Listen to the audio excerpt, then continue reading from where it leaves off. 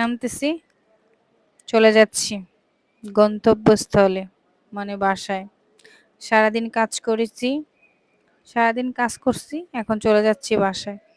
আপনারা জানেন আমি অসুস্থ ছিলাম, তো সবাই আমার জন্য অনেক দোয়া করছেন, তাই আমি সুস্থ হয়ে গেছি তাড়াতাড়ি। সুস্থ হয়ে কাজে যোগদান করতে পেরেছি, এটা আমার জন্য অনেক একটা ভাগ্যের ব্যাপার। তো এবার বাসায় যাচ্ছি। তো বাসায় আসলাম, মা আমার জন্য ডিম, ডাব এগুলো আইনে রাখছে, এখন মা বলে কাইটে দিবে। এই যে দেখেন, মা ডাব কাটতেছে আমার জন্য।